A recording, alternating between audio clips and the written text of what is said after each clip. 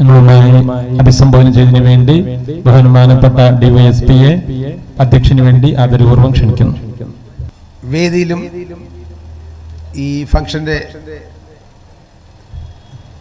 പ്ലേസിലുള്ള മഹത് വ്യക്തികളെ, നാട്ടുകാരെ, ഓരോ സ്ഥലത്തെയും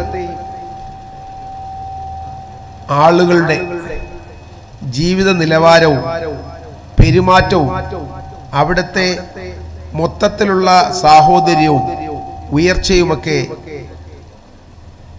തീരുമാനിക്കുന്നത്, അല്ലെങ്കിൽ അതിനൊക്കെ വലിയ പങ്ക് വഹിക്കുന്നത് അതാത് സ്ഥാപനങ്ങളിലെ, അതാത് സ്ഥലങ്ങളിലെ വിദ്യാഭ്യാസ സ്ഥാപനങ്ങളാണ്.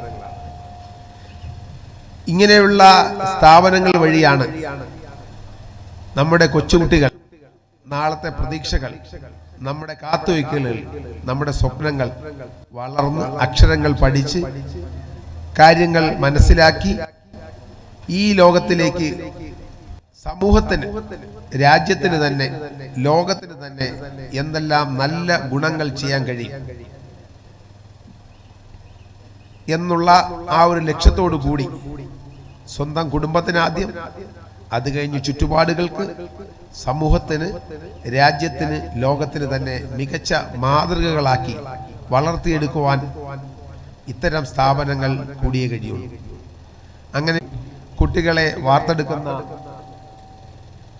ദാറുൽ ഇർഷാദ് അക്കാഡമിയുടെ, ദാറുൽ ഇർഷാദ് ഇസ്ലാമിക് അക്കാഡമിയുടെ 9ാമത് വാർഷിക സമ്മേളനം വളരെയധികം വിപുലമായ പരിപാടികളോടുകൂടി സംഘടിപ്പിക്കുകയും ജനപങ്കാളിത്തത്തോടുകൂടി വിവിധ നാനാ തുറകളിലെ, വിവിധ മേഖലകളിലെ പ്രഗത്ഭന്മാരെ കൊണ്ടുവന്ന് കുട്ടികളെ പരിചയപ്പെടുത്തുകയും ഈ സ്ഥാപനത്തെക്കുറിച്ച് മറ്റുള്ളവർക്ക് അറിയിക്കുകയും ചെയ്ത് സമൂഹത്തിലെ നന്മയ്ക്കായി പ്രവർത്തിക്കാനായി, നന്മ മാത്രം ലക്ഷ്യമിട്ട് ജനങ്ങളെ നല്ല രീതിയിൽ റിഫോം ചെയ്ത് വിദ്യാഭ്യാസം വഴി, അറിവ് വഴി, ഇൽമു വഴി നല്ല മെച്ചപ്പെട്ട മിടുക്കരായ വിദ്യാർത്ഥികളായി മാറ്റുവാനുള്ള ഈ ശ്രമങ്ങൾക്ക് പിന്തുണ കൊടുക്കുന്ന, അല്ലെങ്കിൽ അതിനുവേണ്ടി എല്ലാമായി നിൽക്കുന്ന ഈ പണ്ഡിത ശ്രേഷ്ഠന്മാരെയും നാട്ടുകാരെയും ഇതിനുവേണ്ടി പ്രവർത്തിയെടുക്കുന്ന ഓരോരുത്തരെയും ഞാൻ പ്രത്യേകം അഭിനന്ദിക്കുകയാണ്.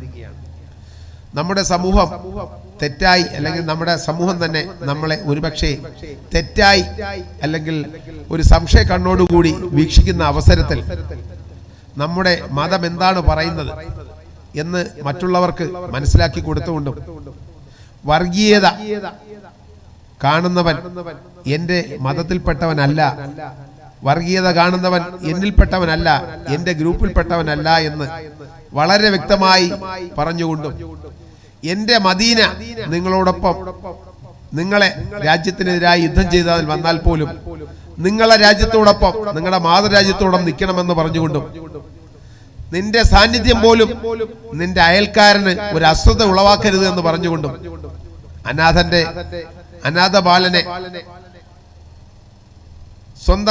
ബാലന്റെ മുന്നിൽ വെച്ച് സ്വന്തം മക്കളെ പോലും, സ്വന്തം മകനെ പോലും താലോലിക്കരുതെന്നും, എല്ലാ വിദ്യാർത്ഥിയും സ്വന്തം മക്കളെ പോലെ കരുതണമെന്നും, അങ്ങനെ നിരവധി സമൂഹത്തിൽ ഏതൊക്കെ വിഷയങ്ങളുണ്ടോ, സമൂഹത്തിൽ ഏതൊക്കെ പ്രശ്നങ്ങളുണ്ടോ, ഏതൊക്കെ അവസരങ്ങളുണ്ടോ, ആ അവസരങ്ങളിലൊക്കെ ഏറ്റവും ഉന്നതമായ രീതിയിൽ ചെയ്യണമെന്ന് നമ്മളെ പഠിപ്പിക്കുകയും ചെയ്യുകയും ചെയ്യണമെന്ന് കാണിച്ചു ചെയ്ത ആ ഒരു പാത പിൻപറ്റി നമ്മൾ ദേശത്തോട്, നമ്മൾ മാതൃരാജ്യത്തോട് കൂറുള്ളവരാണെന്നും, വിഘടനവാദവും ഭീകരവാദവും തന്നെ നമുക്ക് പറഞ്ഞിട്ടില്ല, അതൊന്നും തന്നെ നമ്മുടെ മതത്തിൽപ്പെട്ടതല്ല, അതൊന്നും നമ്മുടെ കാര്യത്തിൽപ്പെട്ടതല്ല, തെറ്റിദ്ധരിക്കപ്പെടുകയോ തെറ്റിദ്ധരിഞ്ഞു പോവുകയോ ചെയ്തവരുടെ കൂട്ടത്തിൽപ്പെട്ടവരാണ് എന്ന് പറയുകയും പ്രവർത്തിക്കുകയും, നമ്മൾ പ്രവൃത്തിയിലൂടെ തന്നെ നമ്മൾ എന്താണ് പറയുന്നത്, നമ്മുടെ മതത്തിൽ എന്താണ് പറയുന്നത്, നമുക്ക് എന്താണ് കാണിച്ചു തന്നിരിക്കുന്നത്, എന്താണ് ശരിയെന്നും എന്താണ് തെറ്റാണെന്നും വ്യക്തമായി നിർവചിക്കപ്പെട്ടിരിക്കുന്നത്, അതിലൂടെ നമ്മൾ മുന്നോട്ട് പോയി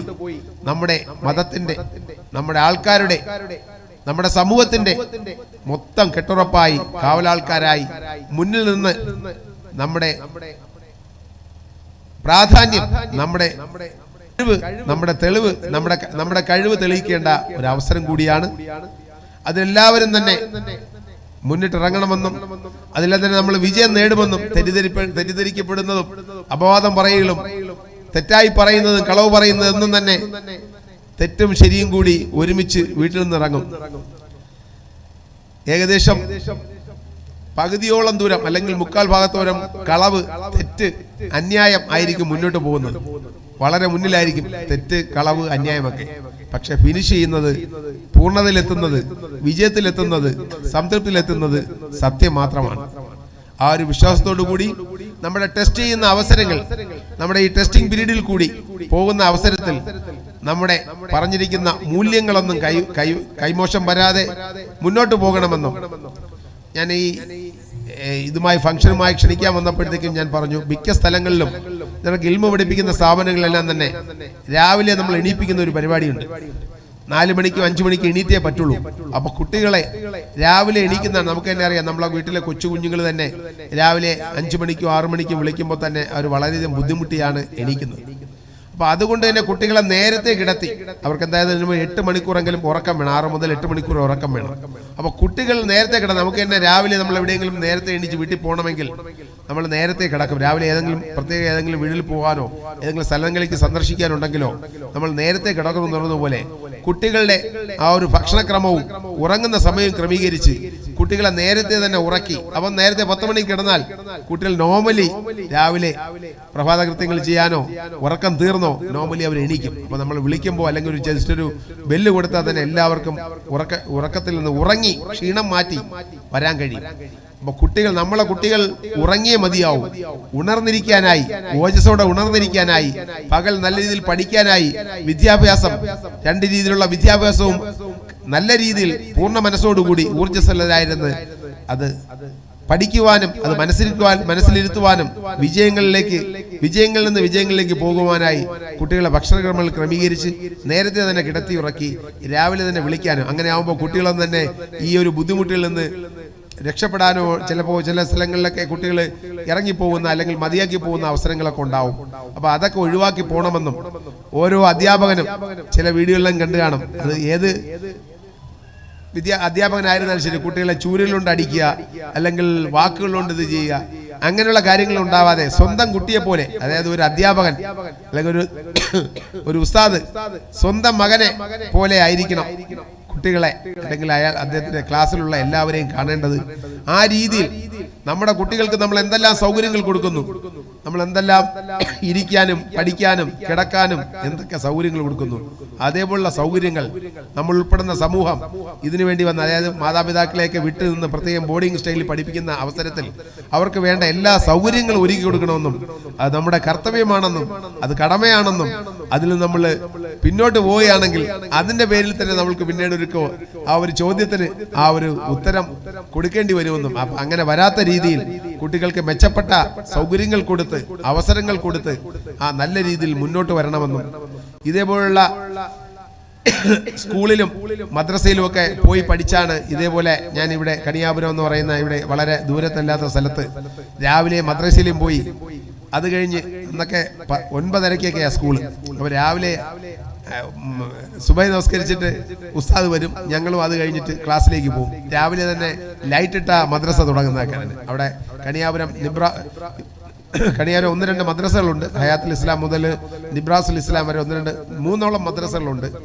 അപ്പോൾ അങ്ങനെയുള്ള മദ്രസകളിൽ പോയി 2 രീതിയിലുള്ള പഠനവും, അതായത് നമ്മുടെ ആത്മീയമായ ശുദ്ധിയും കൂടി, അല്ലെ വെറുതെ ഇവിടുത്തെ ഭൗതിക വിദ്യാസം കൊണ്ട് മാത്രം കാര്യമില്ല. ഒരു മനുഷ്യനെ നല്ല രീതിയിൽ റിഫോം ചെയ്യാൻ, നല്ല രീതിയിൽ രൂപപ്പെടുത്തിയെടുക്കാൻ ഇപ്പോൾ നമുക്ക് അതാണ് കൈമോശം വന്നിരിക്കുന്നത്. പഠിച്ച് വലിയ വിവരം വെച്ച് ഡോക്ടറും എഞ്ചിനീയറും പ്രൊഫസറും ഒക്കെ ആയെങ്കിലും മാതാവിനെ നോക്കാൻ, പിതാവിനെ നോക്കാൻ, കൂടപ്പിറപ്പുകളെ നോക്കാൻ, സമൂഹത്തെ നോക്കാൻ ആ രീതിയിലുള്ള അടുത്ത് നിൽക്കുന്ന മനുഷ്യനെ കാണാതെ, അടുത്ത് നിൽക്കുന്ന സഹോദരനെ കാണാതെ അദൃശ്യനായ ദൈവത്തെ, അദൃശ്യനായ സർവശക്തനെ നോക്കാനായി നമ്മൾ കാണാനായി അദ്ദേഹത്തിന് ആഗ്രഹം കിട്ടായി ശ്രമിച്ചിട്ട് കാര്യമില്ല എന്നുള്ള കാര്യം മനസ്സിലാക്കി സഹാനുഭൂതിയോടുകൂടി സഹവർത്തിത്വത്തോടുകൂടി എല്ലാവർക്കും ഒരുമിച്ച് ഒരു കൂട്ടായി മുന്നേറാനുള്ള ഒരു ശ്രമങ്ങൾ, അതിനുള്ള മനസ്സ് ഉള്ള രീതിയിൽ കൊച്ചുകളെ രൂപപ്പെടുത്തിയെടുക്കാനും ഇവിടെ നിന്ന് ഡോക്ടറേറ്റ് പോലെ കിട്ടിയതുപോലെ 2 വിദ്യാഭ്യാസവും എല്ലാതിനുള്ള വിദ്യാഭ്യാസവും നമുക്ക് വഴങ്ങും. അപ്പൊ നല്ലൊരു മനുഷ്യനായി സമൂഹത്തിനും കുടുംബത്തിനും രാജ്യത്തിനും ലോകത്തിനും നല്ല മാതൃക കാണിക്കുന്ന ഉത്തമ പുരുഷന്മാരായി അല്ലെങ്കിൽ ഉത്തമ വ്യക്തിത്വങ്ങളായി വളർന്നു വരാൻ ഇത്തരത്തിലുള്ള സ്ഥാപനങ്ങൾ വളരെയധികം സഹായിക്കുമെന്നും ഇനി വളരെയധികം കാര്യങ്ങൾ അല്ലെങ്കിൽ വളരെയധികം കാര്യങ്ങളിലേക്ക് വളരെയധികം ഇനിയും കൂടുതൽ നന്നാവേണ്ടതുണ്ടെന്നും മെച്ചപ്പെടേണ്ടതുണ്ടെന്നുള്ള ആ വെല്ലുവിളികൾ കൂടി മനസ്സിലാക്കി നല്ല രീതിയിൽ കുട്ടികളെ വാർത്തെടുക്കുവാനും അതുവഴി നല്ലൊരു സമൂഹത്തിനെ, നല്ലൊരു ഇന്ത്യയെ, നല്ലൊരു ലോകത്തിന് വേണ്ടിയിട്ട് നമുക്ക് പ്രവർത്തിക്കാൻ കഴിയുമെന്ന വിശ്വാസത്തോടുകൂടിയും ഇവിടെ എന്നെ ഈ ഫംഗ്ഷനിലേക്ക് കഴിഞ്ഞ ദിവസം ഫംഗ്ഷനിലേക്ക് വിളിച്ചിരുന്നു. അത് ഇന്നലെ നമുക്ക് പോലീസിന് പ്രയോറിറ്റി ജോബാണ്. എന്താണോ ആദ്യം ഏറ്റവും വേളം നടക്കുന്ന അല്ലെങ്കിൽ ഏറ്റവും വലിയ ഇമ്പോർട്ടൻസ് ഉള്ളത് അതിലേക്കാണ് പോവേണ്ടത്. അപ്പോൾ ഇന്നലെ ക്ഷണിച്ചപ്പോഴത്തേക്കും ഇന്നലെ എത്താൻ കഴിഞ്ഞില്ല. അതിനുള്ള ക്ഷമാപണം കൂടി പറയുന്നു. അതുകൊണ്ടാണ് ഇന്ന് എന്തായിരുന്നാലും ഉറപ്പായും എത്തുമെന്ന് പറഞ്ഞത്.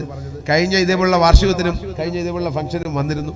അപ്പോൾ ഇങ്ങനെയുള്ള സ്ഥാപനങ്ങൾ നമ്മളെപ്പോഴും പറയും, ദുആ കൊണ്ട് മാറ്റാത്ത അല്ലെങ്കിൽ ദുആ കൊണ്ട് ചേഞ്ച് ചെയ്യാത്ത അല്ലെങ്കിൽ ദുആ കൊണ്ട് നമുക്ക് അനുസരിക്കാത്ത, നമുക്ക് വഴങ്ങാത്ത, നമുക്ക് കിട്ടാത്ത ഒന്നും തന്നെ ഇല്ല. ദുആ കൊണ്ട് എന്തെങ്കിലും കിട്ടിയില്ല എങ്കിൽ അതിൽ നിന്നും വലുതായ, അതിൽ നിന്നും നല്ലതായ, അതിൽ ഹയറായ വേറെ എന്തോ കാര്യങ്ങൾ വരാനുണ്ടെന്ന് പറഞ്ഞതുകൊണ്ടും ഈ ഇരിക്കുന്ന ഉദ്യോഗസ്ഥ ഉസ്താദക്കന്മാരോടും ഈ ഇരിക്കുന്ന മുത്തല്ലിം കുട്ടികളോടും എന്നെയും നമ്മുടെ കുടുംബത്തെയും സമൂഹത്തെയും കൂടി നിങ്ങൾ ദുആയിൽ പങ്കെടുപ്പിക്കുന്ന ദുആവസ്യത്തോടു കൂടി വിളിച്ചതിന് പ്രത്യേകം നന്ദി പറഞ്ഞുകൊണ്ടും നിർത്തുന്നു. ജയ് ഹിന്ദ്.